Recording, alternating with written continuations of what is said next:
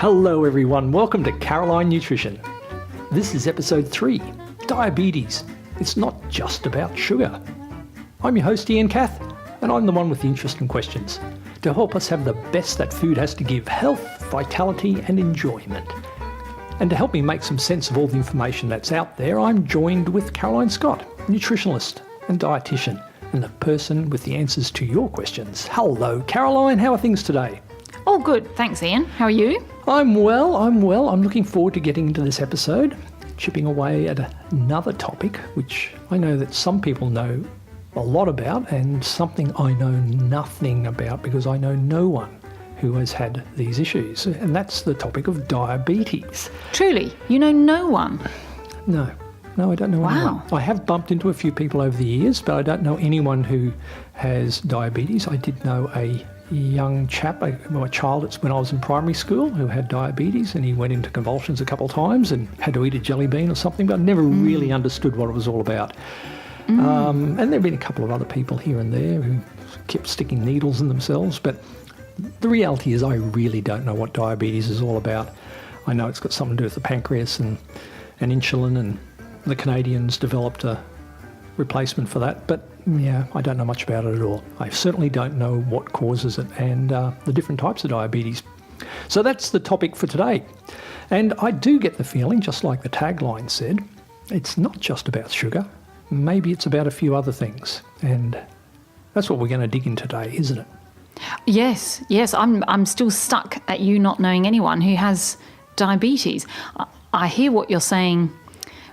It's really valid when you can see someone using a needle, an injection, which for diabetes is insulin, and that's what they're using.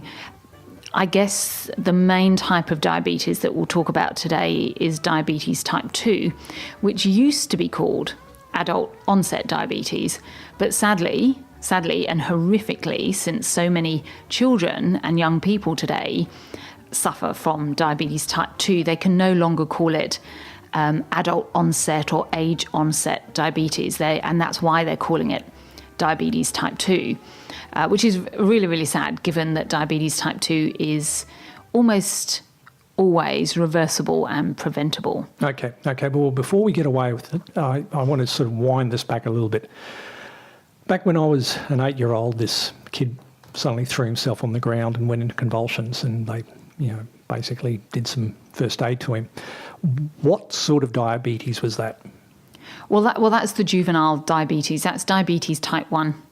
And that can come on at that age. So the child was probably under 9 years of age, or it can come on very, very early at 18 months of age.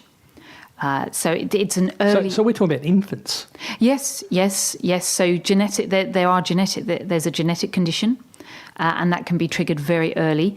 And there's still research, there's still people looking for those triggers to work out exactly why, how it can be triggered in children. They've got some ideas, but there are very few things that are totally concrete. There was a really longitudinal study being conducted in Newcastle University a few years ago, and just before we came on, I was trying to find the results, and I can't find them.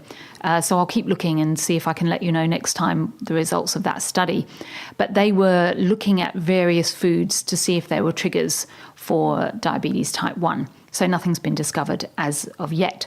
So it's something that's happening to the body on a very physical level. So in your pancreas is being attacked. And there are particular cells in the pancreas that release insulin. And these particular children either have none of these cells, or within this first 18 months of life, those cells are attacked and can no longer produce enough insulin to cope with the glucose that's in their system. And that's why they end up with convulsions. They can go into a diabetic coma in the middle of the night and die. It's a very serious condition when it hits you so young. Or even, as a young child, 7, 8, 9 years old, it's the same thing, because sometimes the breakdown in the pancreas is faster than others. And this was the condition that years ago, before the 40s or 50s, if you had diabetes, it was a death sentence. End of conversation. It was just a matter of time from now, and you had to live a miserable life until you eventually perished. If it was type 1, then yes. Yeah. Yes, because they hadn't worked out how that it was insulin, and they hadn't worked out how to replace insulin, which of course they've done these days. And as you said right at the beginning, it was the Canadians that first came up with that. So yes, it was, but type 2 diabetes wasn't really around in those days. Type 2 diabetes is really quite a modern day phenomena, which makes it all the more alarming. Yeah, so before we get into type 2, which is what we're going to be basically talking about today, can you give us a bit of an understanding, what does insulin do in our system? How does that play out in our life? Yeah, sure. Insulin is a hormone that the body produces. So it's produced by particular cells in the pancreas. And it's released by the pancreas into the bloodstream every time there is a level of glucose, blood glucose. And we get blood glucose, so we get glucose in our blood from the food that we're eating. Well, so sugar. It's not as simple as saying sugar, no. Blood glucose, yes, is a type of sugar, and it's a very simple sugar. But we make glucose from pretty much every food we eat. There are certain foods that will make more sugar, more glucose than others. So there are certain things that you'll end up with a very high level of glucose in your blood than other foods. But pretty much every time you eat, you're going to release a certain amount of glucose. And depending on the amount that you release, you will release insulin. Insulin is the hormone that helps to clear the blood sugar from the blood and puts it into your cells and your tissues. So it's actually necessary to metabolise the energy that's in those sugars? It's not quite that. You're using the glucose for the energy. So you're using the glucose and you're putting the glucose into the cells so that the cells can create energy from the glucose. Okay. So every little cell has got a little factory inside itself called the mitochondria, and that's where it makes all those energy molecules, ATP. People have heard of that type of thing. And we use the glucose from the blood to do that. So you can't have a high level of glucose in the blood without causing damage to the body and damage to the cardiovascular system. So the body uses insulin in a way as a negative feedback system to take it out of the blood system, because it would be causing damage there. So there's an optimum level of glucose in the system. If there's too much, that does damage, and if there's too little, what happens? Well, if there's too little, that's where you're seeing the diabetes type 1, where you get a very low blood sugar and you can go into a coma and die. Okay, and if it's too high, what damage does it do? Well, this is diabetes type 2. And this is where you see the dreadful, dreadful symptoms of diabetes type 2 and the outcomes, which is where you're damaging all of your neuropathy, your neurology, your endocrinology. Big words. Wind them back, sorry. please. Yeah. That's right. Too much for me as well, all in one sentence. What was I thinking? Yes, so your brain cells. You're damaging your brain cells, you're damaging your heart cells. And this is where famously people understand you can actually have limbs amputated. You lose your eyesight. Why would you have limb amputation? Are the nerves damaged, or are we talking about cardiovascular blood? Both. Cholesterol? So everything is being damaged. So you've got way too much sugar in the system and you're not clearing it. So weirdly enough, it feels like there's a glut of sugar in your system, but your body can't use it for energy. So you're actually extremely tired constantly because you're not able to move the energy from the blood into your tissues where it's utilised. So you can feel really tired most of the time, and you damage the neuropathy, you damage all of your nerves with the sugar. And so over time, this damage can cause all sorts of problems in whether it's in your fingers, in your toes, in your arms, your legs, so all of your limbs, and eventually can cause a neuropathy that can lead to almost a gangrenous state because you're not getting oxygen down to those limbs, down to those cells. It's debilitating. Again, so this is type 2, isn't it? When it's yes, type 2, and when it's massively uncontrolled. Okay. So let's dig into type 2 diabetes. You said that type 2 diabetes didn't exist until relatively recently. Like back in the 60s when I was a child and this young fellow went down, there wasn't much type 2 diabetes around by the sounds of it. Well, it's always been around, but Sure. not at the levels that it's at. Right, so now we have a lot more of it. Yeah. Why? Well, over the last, let's say the last 40, 50 years, maybe 60 years, but particularly since the Second World War, we have created a glut of food, particularly in the Western world. So we no longer rely just on natural foods that come from the fields. We are actually relying far more heavily on processed foods. And it's in the processing of foods and in the refining of foods that they have a huge impact on our blood glucose levels. They create more sugar in our blood system. We've never seen this before. So if you were just spending your life eating the way your great-grandparents ate, so it was mainly vegetables, there was an awful lot of fibre in those vegetables, you had some fruit but not much, and you had meat and eggs and milk, just standard real food, and you weren't really exposed to processed foods as such. You weren't processed to the damaged vegetable oils, and all the refined sugar that we have in foods today. So diabetes type 2 really wasn't an issue. If it was an issue, it was really unusual. And okay, so back in the old days, the olden times, as I used to say to my mother, who would have got type 2 diabetes? Who would have been the elites who did have an excess of food, maybe? Look, years and years ago, before the turn of the century, the 20th century. Yeah, you might have seen part of the elite, yes, because sugar was being imported, and sugar was seen as a wealthy food, and so people who could afford that were more likely to overeat and overindulge, and potentially that could lead to diabetes. So diabetes type 2 was around, but it really was few. The majority of people didn't have access to those foods that would lead to diabetes. And you'd be really struggling to create type 2 with healthy foods. You really are struggling. You'd have to eat a stupid amount of something wrong to make it happen, I suppose. Yes. I mean, if you ate a bucket of honey every day, that could bring it on for sure. And so it's possible, but it's very unlikely.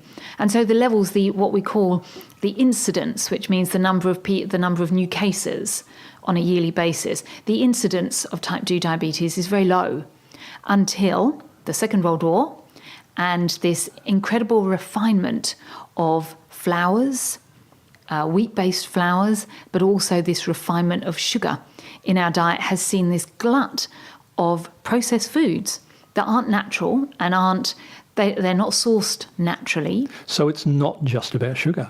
It's not just about having sugar in your diet. It could be about other things. That's right. It's not just about sugar. It's about the foods and the impact they have on the body and what the body does with them once we've digested them. So you put food into your mouth, you swallow it, and it's then the fire of our digestion and what our digestion ends up doing with that food that then becomes the impact on the body. So it's our metabolism. So as soon as you eat a highly refined flour product, and let's pick on bread, because why not? I love picking on bread.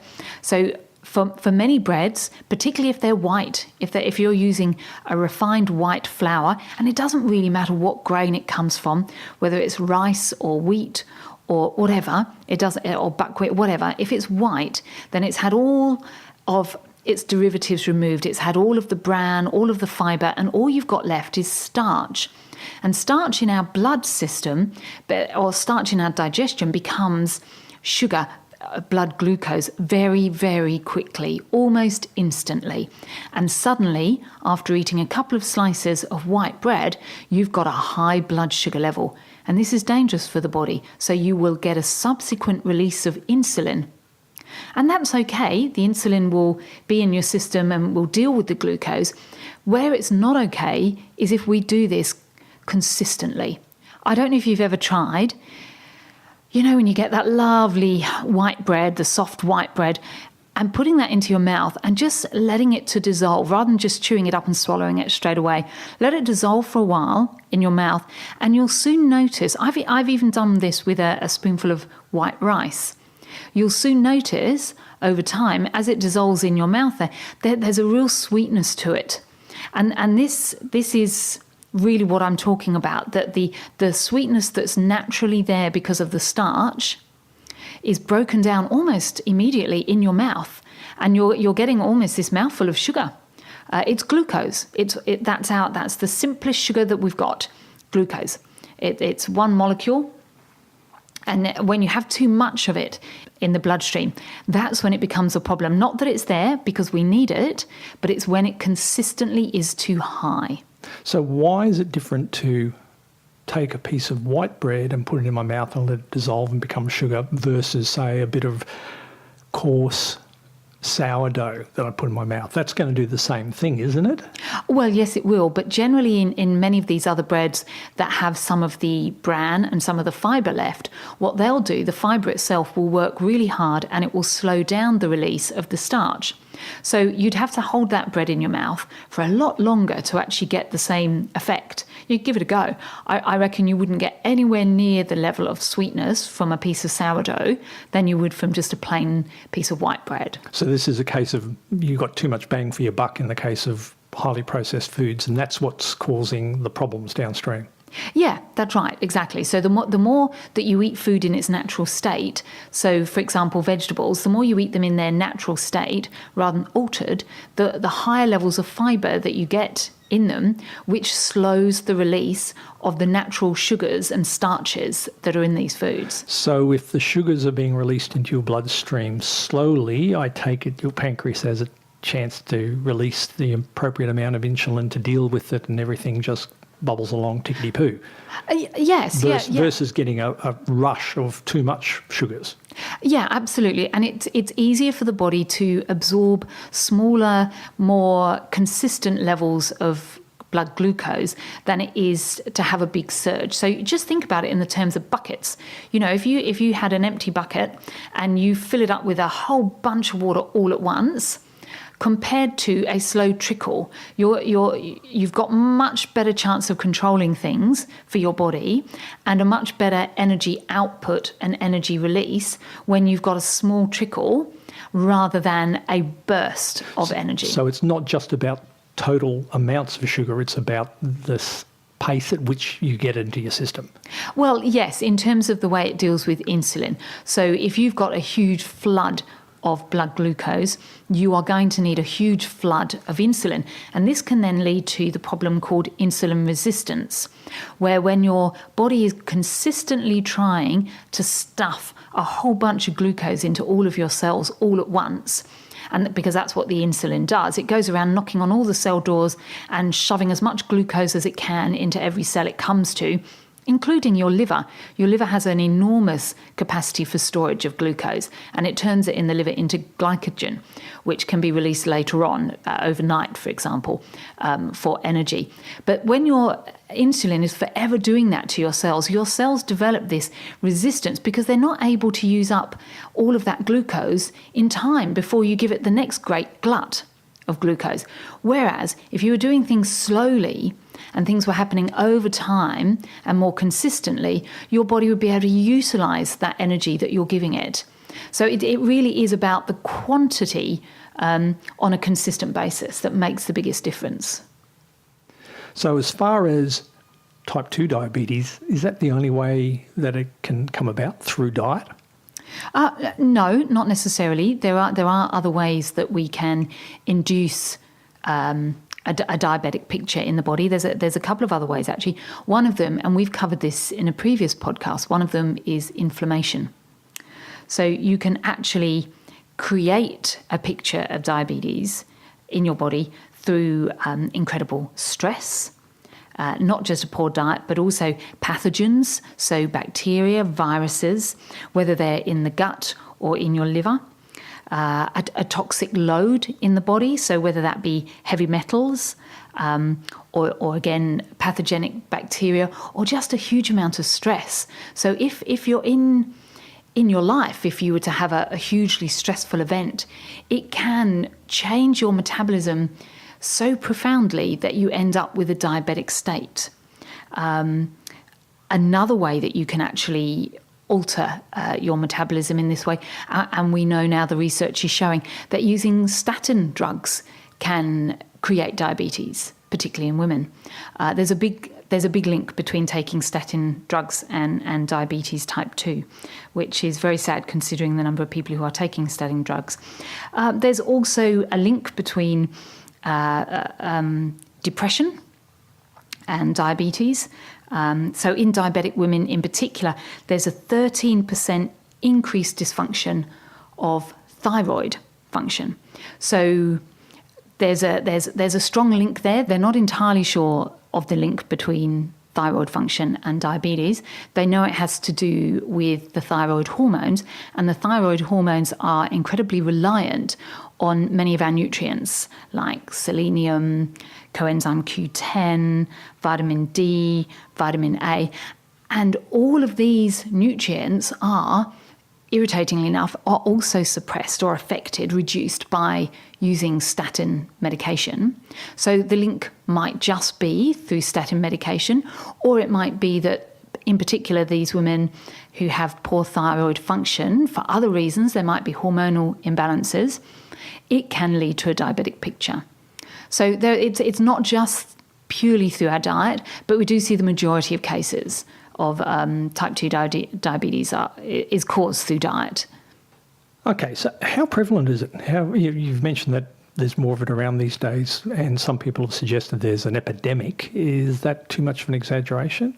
No, it's not. And the cost of type 2 diabetes and all of the complications is like a train wreck for our health system coming right at us.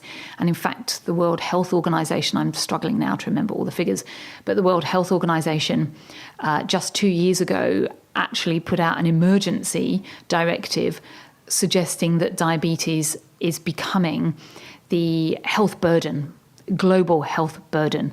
And by 2020, if we don't do something about it, the cost to our healthcare is going to be in the billions of dollars. Okay, so how do they treat it as far as healthcare providers and the like? What do they do?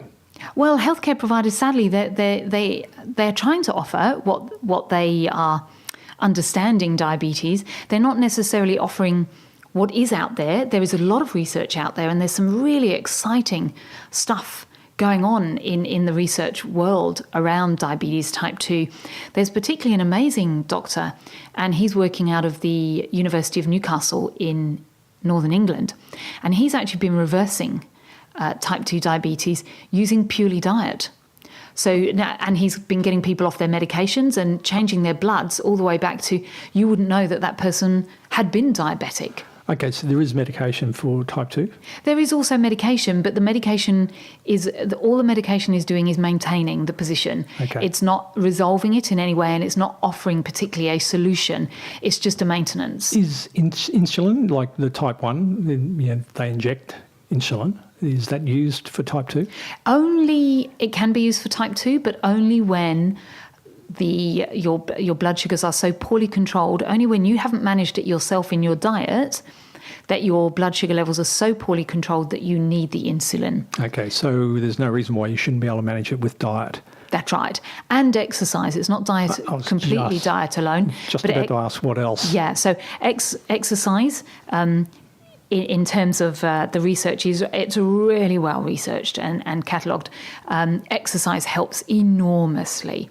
And then there's diet. So the two together is the best. But there are many, many programs out there which have actually been shown to reverse type 2 diabetes completely by using diet and exercise programs. You know when the first time I heard about this? No? Back when I was 14, I went and saw Jesus Christ Superstar, starring John English and particularly Marsha Hines, who is a tremendous female singer here in Australia of American heritage. She's American, and of African-American heritage, which is unusual here in Australia. And I heard that she got diabetes, and she went, bugger it, I'm not going to go down with this, I'm going to deal with it. And I ended up bumping into her once in an elevator, and she looked tremendous. She was a middle-aged woman at the time. She was about 40, but she looked just tremendous. But I heard that the way she was treating it was with yoga and diet and exercise, and That was the very first time I'd heard anything about not sticking a needle in you.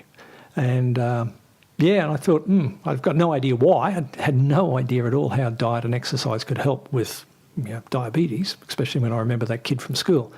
But she was the very first person I ever heard of. And as far as I know, she's still dealing with it and managing it quite well. Wow, yeah, and there's no reason why you can't. This is 30 years ago I heard this. Yeah. I mean, people who do manage to turn it around, you don't have to live with the thought that I'm a diabetic. You're not a diabetic. Diabetes is just a condition that's characterised by these massive fluctuations in your blood sugar and insulin levels. And if you can control those through your diet, you don't need that tagline of diabetic. Okay, so people listening to this, Caroline, they may know somebody. The chances are they've clicked on this podcast episode to listen to it because either they have diabetes, they are concerned they're going to get diabetes, or they know someone who's got diabetes. Is there a particular cohort of people who are inclined to get it? Is it a certain age group or a certain Sadly, no, class? Not anymore. We might have thought that in years gone by, and particularly as we explained right at the very beginning, the difference between type 1 and type 2. Type 2 used to be adult onset, but no, not anymore. It's across the board, and it really is purely down to the foods that we are eating on a consistent basis. So when you're eating... So it's not, but you mentioned earlier about things like statins and a few other things. There's a few other causes you said earlier. Yes, but generally if you're taking a statin, there's already some breakdown in the body that's created the condition for you to require a statin. Okay, what about if you've got a thyroid problem? You could have that issue, or other hormonal problems. Yeah, absolutely. You're totally correct. And so it can lead to diabetes. Yep. So if people have diabetes for whatever reason, it could be lifestyle or it could be just bad luck, they've developed it because of a condition, how would they ameliorate the situation? So the best place to look and the best place to start is to start with your diet and look at your diet and see what you can change in your diet. Then you would put in place an exercise program, and then you would look at lifestyle factors like, for example, getting plenty of good sleep. Plenty of good sleep helps to reduce inflammation. So anything else that will help you to reduce inflammation and anxiety and stress in the body is also going to bring down your blood sugar and your insulin levels. Cortisol, which is our stress hormone, has been shown to push up insulin levels, and you might not have even eaten that day. So if you're highly stressed and you're playing the stress game for a long time, then you're more at risk. You can make sure that you could supplement yourself with nutrients that we know help in the body, particularly our thyroid. So you could make sure that your selenium levels are adequate, your iodine levels are adequate, vitamin D, coenzyme Q10, vitamin A. These are all necessary in the body in terms of correct function, particularly for our thyroid. And if they're low for any reason, then they're going to affect your thyroid, they're going to affect your diabetic control. So for a mug like myself, who only sort of approaches this stuff fairly superficially, I noticed that one of the topics that everybody talks about is things like weight gain, particularly middle age and older, and the lack of exercise and diet and everything around that. It sounds to me that all of those lifestyle issues also encompass this whole diabetes topic. Look, today I don't think you can separate them. Maybe 20, 30 years ago, if we were having this conversation, it would be very, very different. But today I don't think you can separate them. And I hate to be banging on like a broken record, but seriously, it's about all of us looking at the amount of processed food that we're putting in our diet.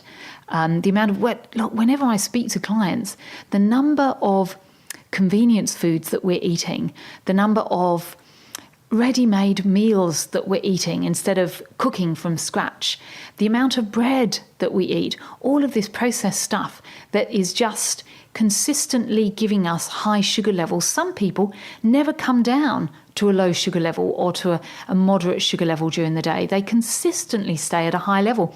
And this is constantly winding up their insulin response. And this is what's leading then to the degradation.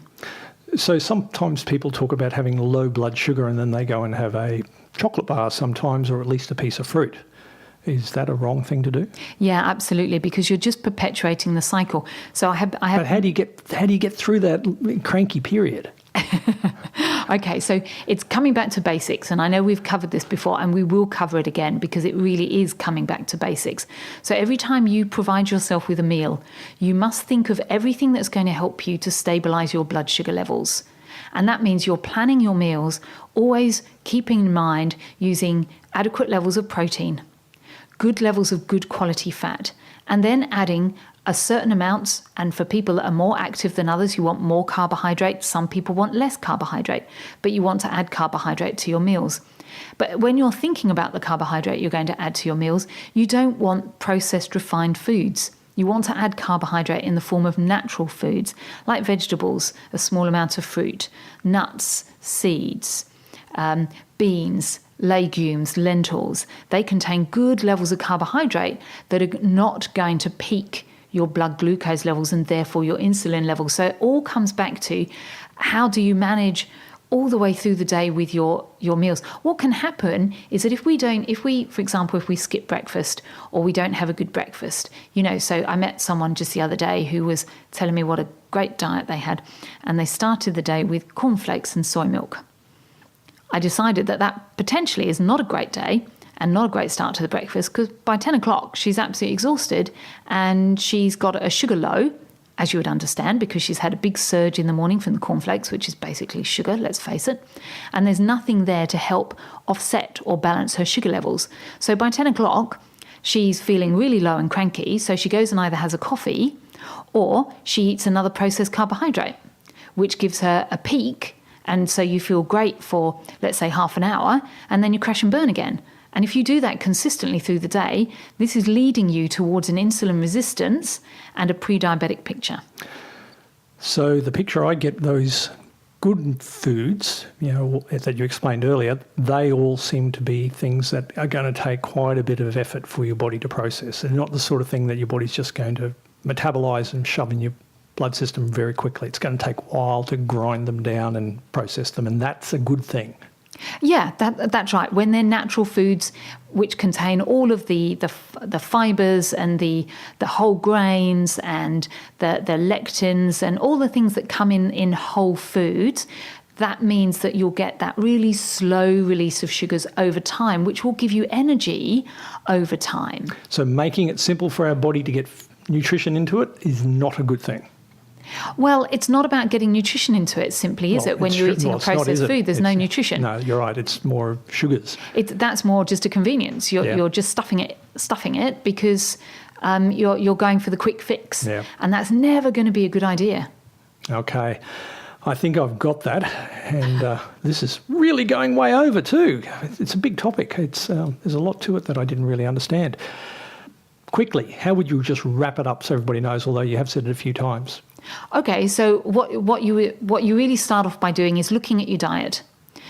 Reduce those processed foods, increase your natural whole food. So I just want to say to people again, just eat real food. I think that's going to be the theme of this entire series. It really is. Just eat real food. The more green vegetables with high levels of fibre that you can put into your diet, the more foods that contain antioxidants, the more you can stay away from statins, the better that you can exercise on a regular basis and get a really great night's sleep. And that will be making a great start.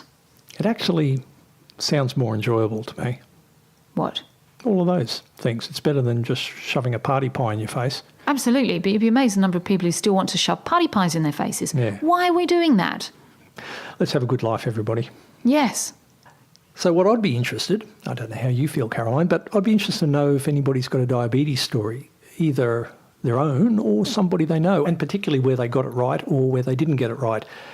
How much have you noticed that what we've been talking about today is in alignment or not with what you've experienced?